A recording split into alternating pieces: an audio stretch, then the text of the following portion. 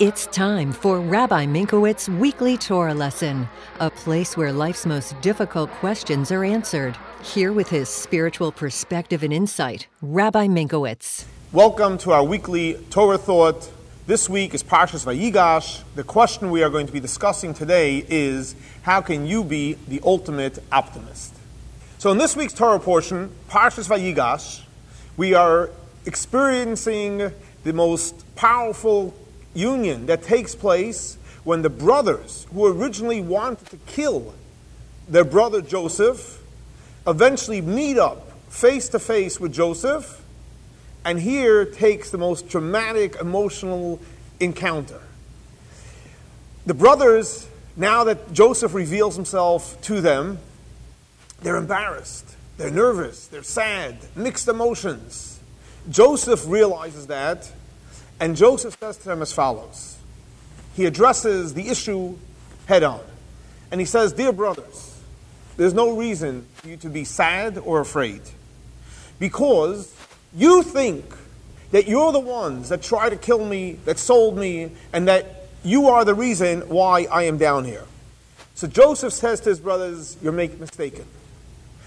You are not the reason why I am here. The reason why I am here in Egypt was, for one reason, I quote the Pasuk. The Pasuk says, "V'ata loy atem shalachtem osihena." You are not the ones that sent me here. Ki ha'elokim. The reason why I'm here is because God sent me here. Wow. What a burden off the brothers' shoulders. They are not the reason why he's in Egypt. The reason why he's in Egypt is because God sent me here. Why did God send me here? And he says, you think maybe God sent me here because he wanted to punish me, to put me in prison, to send me in exile. That's not the reason why he sent me here. He sent me here, L'michya shlachani aleichem.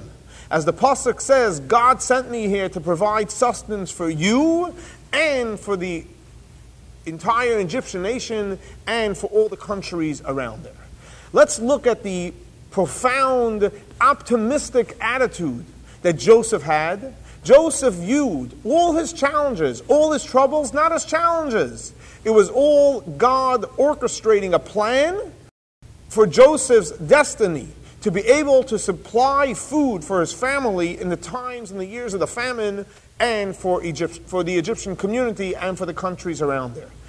That is the ultimate optimist, that views anything that goes through his life, any and everything that he went through was orchestrated by God so that he can be a positive force and positive influence. And I think the lesson to each and every one of us is, if we really want to be optimistic, the best way to be optimistic is, let's learn from Joseph, to realize that everything that happens to us is being orchestrated by God, and not only orchestrated by God because, God forbid, God wants something terrible to happen to us. No, on the contrary. God wants us to be a light onto the nation. And the way we're a light into the nation is to realize that God is leading our life, and the reason why he's leading our life is for the opportunity for us to do good and to be a true light onto this world.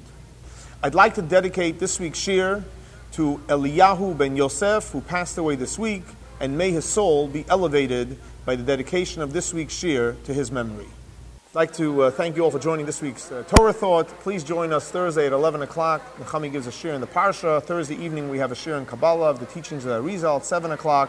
Shabbos morning we have a Kabbalah class at 9 o'clock, followed by davening and followed by a Kiddush. Have a great week. It's Steinomite.